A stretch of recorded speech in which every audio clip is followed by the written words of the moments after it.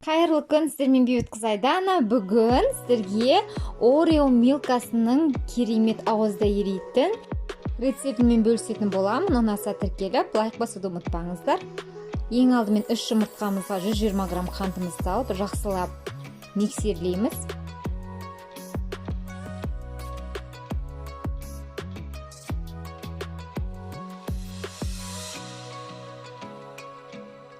Грамм какаомыздың үстіне сұйық май құямыз. 50 грамм. Жақсылап араластырамыз. Үстіне 90 грамм ыстық су құямыз. Какаомыздағы түйіршіктердің барлығы біркелкі болғанша миксерлейміз. Жаңағы массамыздың үстіне ұнды сала отырып миксерлейміз. Разрыхлитель саламыз 6 грамм. Ванилин салсаңыздар да, салмасаңыздар да болады, өз еріктеріңіз.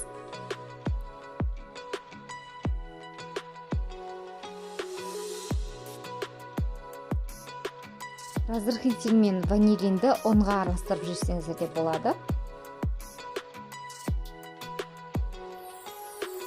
Үстінен суыған массамызды құямыз. Ақырындап, жақсылап араластырамыз.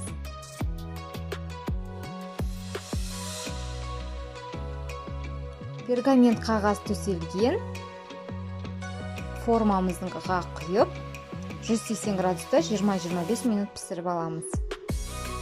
Енді кремімізді дайындаймыз. 600 мл сүтімізге ұн саламыз 40 грамм, 100 грамм қант саламыз. Крахмалымызды саламыз. Жұмыртқаның сарысын салып, жақсылап араластырып, баяу отта венчиктің ізі қалғанша пісіріп аламыз.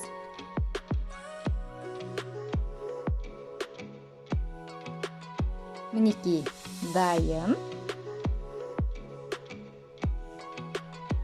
Ақ шоколадымызбен сары майымыздың үстіне құйып, шоколадымызды ертіп, араластырып, бетін жауып, суытып қоямыз. 400 мл сливкемізді жақсылап миксерлеп аламыз.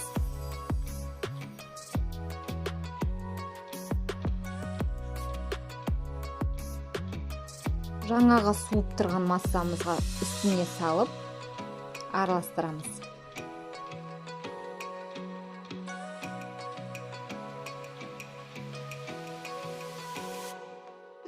Енді кремімізге салатын Орео печеньесін үгітіп аламыз біркелкі қылып.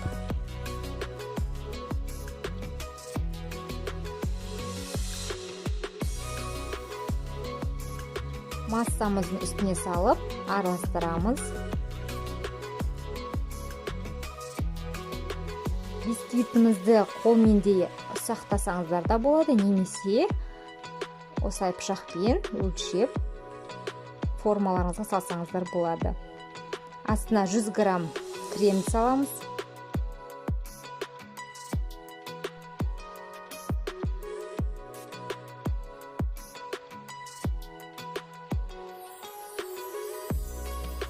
Бисквитімізді саламыз. Үстіне 150 грамм кремімізді құямыз.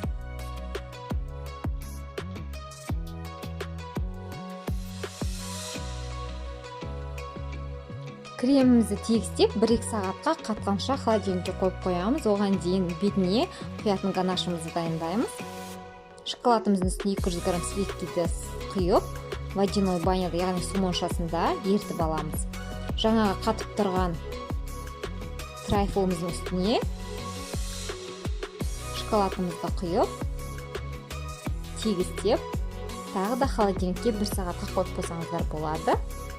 Дайын мінекей.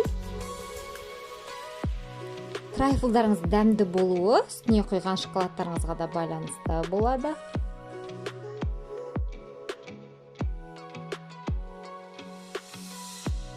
Мінекей дайын, жақындарыңызбен бөлісуді ұмытпаңыздар. Арнамнан қандай рецепттер көргілеріңіз келеді, комментарийға жазып кетіңіздер, міндетті түрде жасайтын боламын.